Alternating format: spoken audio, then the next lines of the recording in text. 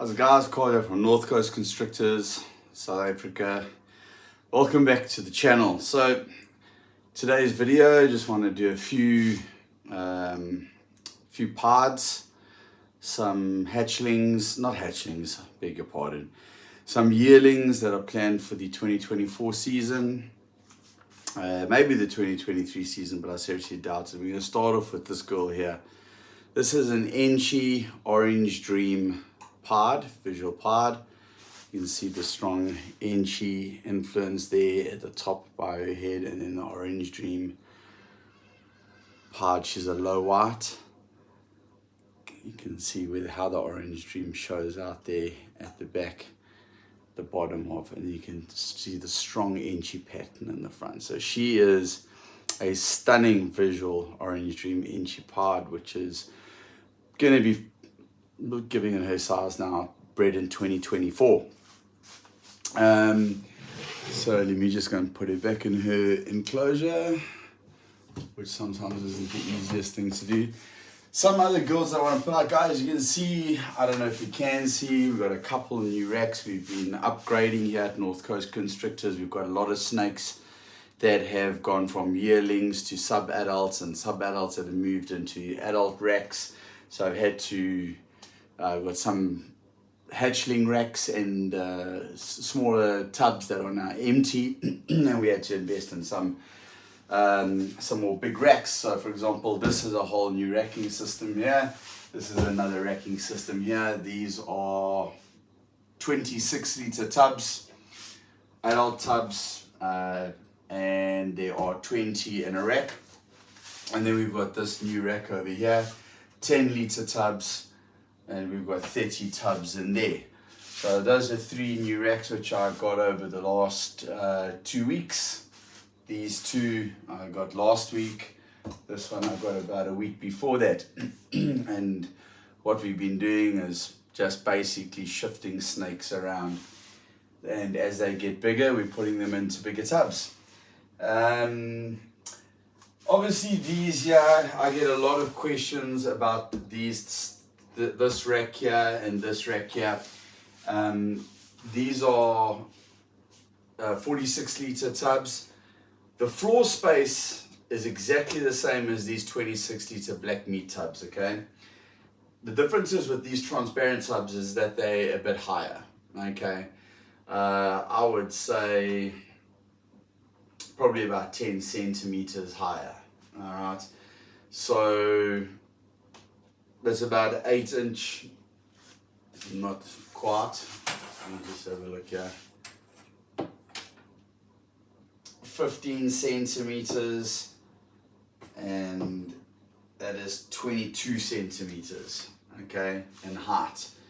All right, so yeah, 15 centimeters high and 22 centimeters high, so 7 centimeters higher.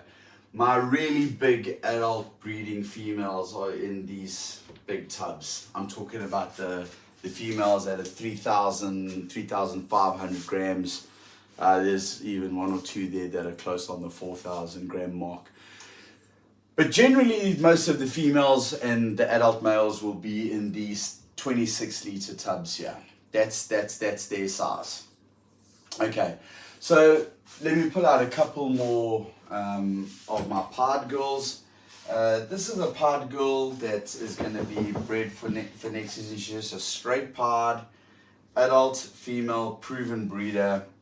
She didn't breed for me this season because I got her during the season from a breeder here in South Africa. Shout out to Wally and Russie from BPM Reptiles.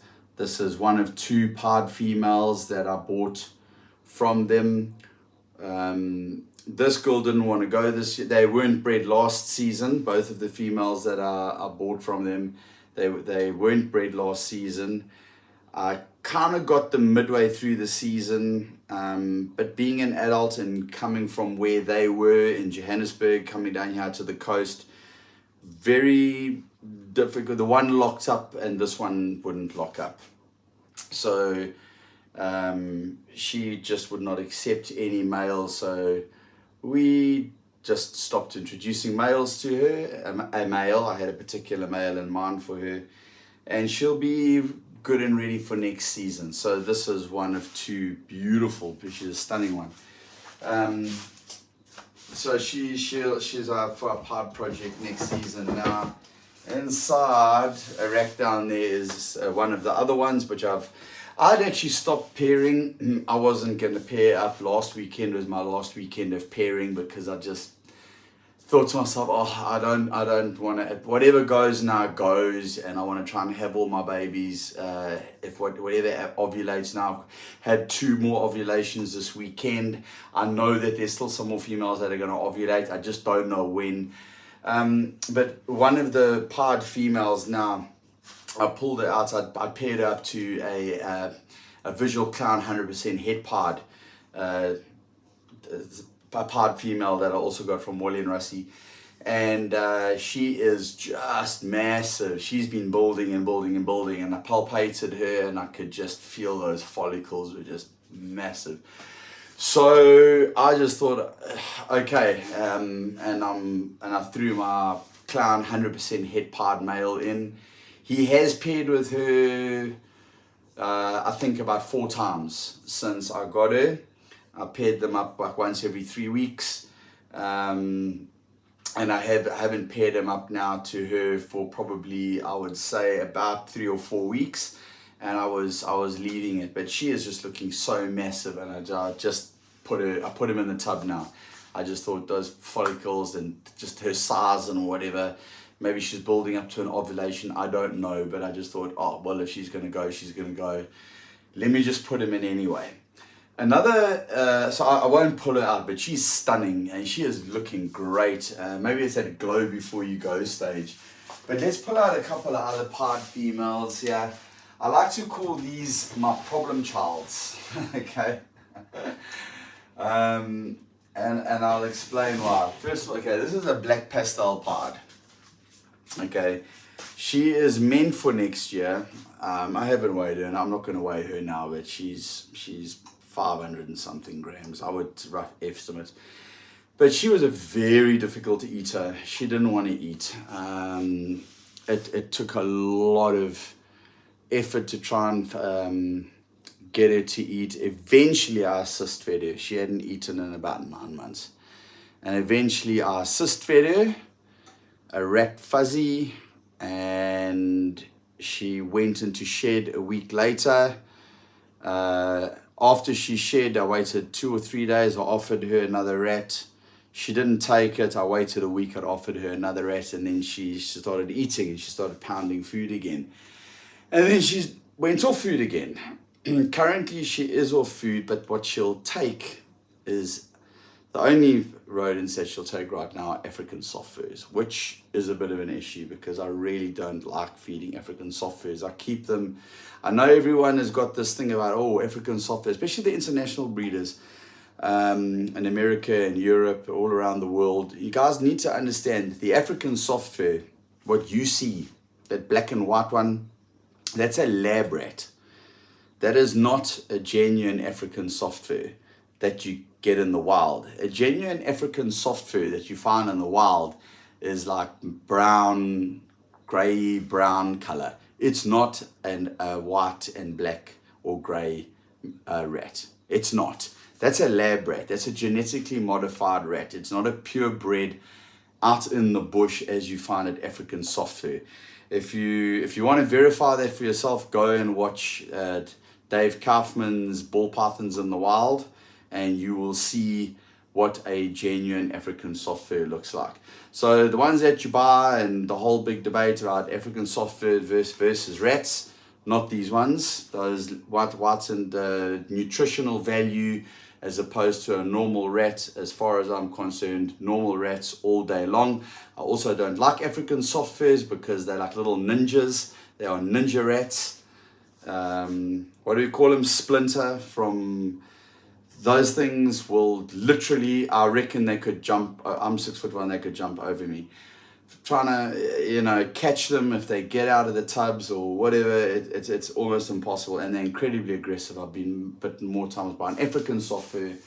I like to stick to the rats, and once your snake is on rats, they just grow like a mad thing. But so this is one of my problem child pards at the moment. Really trying to get some weight on her because I really want her to breed next season. She's a black pastel pard. Another problem child, right next door to her, is this girl here. And very slow growing. She is a fire pard. She is also planned for the 2023 breeding season, but by the way she is growing, she's going to be only ready for me in 2024. And she is also absolutely stuck her heels in, and she will not touch anything except African soft furs, which is pissing me right off. She went on to rats, and then she went off rats. She went off food, and then she went back off food. I don't know what it is. I do not know what it is about these two pard females. They are just fucking, excuse my language, they are just damn well doing my head in at the moment.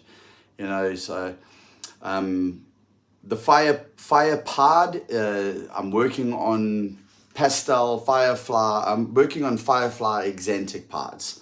Okay. I'm working on the exantic pard project currently. I have got 2 gravid females in my racks there that are 100% double het exantic pards. I have paired them up to a male 100% double het exantic pard who 2 years ago sired a clutch of exantic pards mixed with pard 66% het exantic, etc., etc. And I kept one of the visual male exantic pards back and tried to this year to breed them back to those 2 females, but they wouldn't lock them. They are 3,500, 4,000 grams each, and they wouldn't lock. So I tried for about 4 or 5 months to lock, and he was only 750 grams. And that's what happens sometimes when you take a big female and you put a male that's, you know, smaller. They won't lock. And then I put Dad in, which is 100% double head. He weighs 1.4 kgs, 1,400 grams. Lock both those females in half an hour.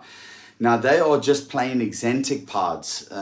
Or the hatchlings will be exantic pards. Now, I want to add fire into that, and I want to add pastel into that. So firefly exantic pards. And the reason why is because we all know, well, not we all know, if you're new to the channel or new to the hobby or new to the industry, fire and pastel keep exantics from browning out and dulling out. Hence the reason why I have bought fire and pastel in my pards. Okay, so that's why I've got this fire pard here. Now I'm going to pull out 2 other beautiful, these are the last 2 snakes I'm going to pull out. I always say it's the last snake I'm going to pull out, and then I end up pulling out more. Okay, now this is a male. He's going to breed next year. Okay, this is a pastel pard 100% het exantic VPR. All right, he's an absolute stunner. Beautiful, beautiful, beautiful snake. All right, and I bought him because he is already a visual pastel pard and he's 100% het exantic for VPR. Okay, so he will breed next year for sure.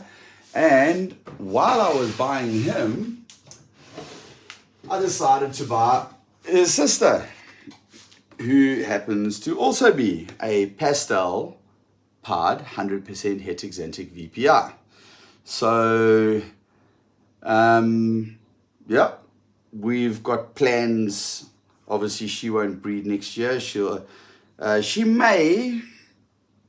She was born in December 2021. She's probably going to only go for me in 2024. We'll monitor her size. So guys, those are just a few of the pards. I do have other pards. I'm not going to pull them out now, all of them, otherwise the video is going to carry on too long, and I'm trying to keep all these videos short. Just wanted to give you guys a weekly update. I wanted to talk about the pard gene.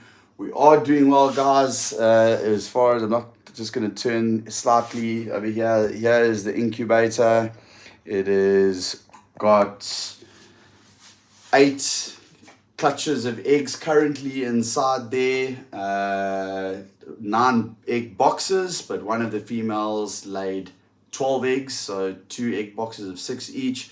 Pairing was a super pastel exantic VPR. to a pastel 100% heteroxanthic VPR. I think she's got Volta in her. She is massive. She's nearly 6 foot. She is a huge snake. That will be my first clutch. They are due to hatch on the 2nd of next month.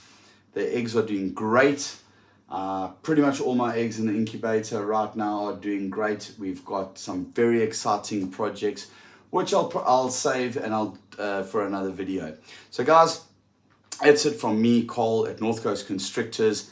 I hope you enjoyed seeing those beautiful pods. You'll see them in the future. Those were all females except for that one male pastel 100% heteroxanthic VPR that I pulled out. The rest are all females, and those are going to be paired. We'll see what's going to happen with them in 2024. We'll see what we produce this year, and then we'll see what we're going to add. And you know, there's still more snakes to come. Very exciting news. Haven't finalized it, but verbally have finalized it. I'm getting my first snake from overseas. It's coming at the end, the very end of the year or the beginning of next year, and it is a. I'm going to save the reveal for when I get it.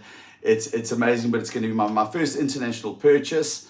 I'm going to give the breeder a shout out when he gets here. I just want to finalize everything first. Okay, we only concluded the deal today. I have been looking for a male to pair up with this beautiful Firefly clown female who is currently in the shed right now. I'm not going to pull her out. This is also a beautiful adult proven breeder female that I bought from Wally and Russie from BPM Morphs, BPM Reptiles. BPM stands for Ball Python Morphs, but it's now BPM Reptiles, Wally, Van Volt, and Russie Erasmus. I bought that female plus another one here, a butter leopard clown breeder, which will female which will breed for me next year. But I needed a male for this Firefly clown. Because the only clowns that I've got either are clown 100% head pod, or I've got a fire blade clown, and I cannot put fire and fire together. Okay, it's going to be a problem. So I've been on the lookout for a visual clown male that's got a couple of other genes in it, like really awesome genes. And I've been putting the messages out, and I've been contacting guys, and there's been some almost near purchases, and then I backed off and decided no. First of all, they won't be up to weight by the time I want to breed next year, and second of all, they're just not 100% happy with it. And today, a friend of mine that lives overseas contacted me, and he's coming to South Africa, and he said he knows I'm looking for a snake, and he showed me a visual clown with 2 other genes in it, and he said, would you like this male? And I said, yes. He knows what I want to pair it to. He's put it aside for me. It's a done deal. We've verbally agreed on. He's a good man. So I know he'll honor the deal. And yeah, so we finally found a male to pair up to that female, and unless something goes terribly awry, I won't get him. However, that male is so powerful that he will be the power breeding clown male that will go to all my clown females next year. He is that powerful, he is that strong. I can't wait to reveal him. And guys, on that note, thank you for watching. If you haven't done so already, please hit the like and subscribe buttons, and we're trying to grow the channel. If you like what you see and you want to see more of us, that's what you got to do. Guys, Sunday night now, time for me to knock off, go spend some quality time with the girlfriend, put my feet up and relax, because I have been in the snake room the whole day cleaning and doing what us breeders, hobbyist breeders do on the weekend if you have a job from Monday to Friday. So guys, from me, cheers until the next video.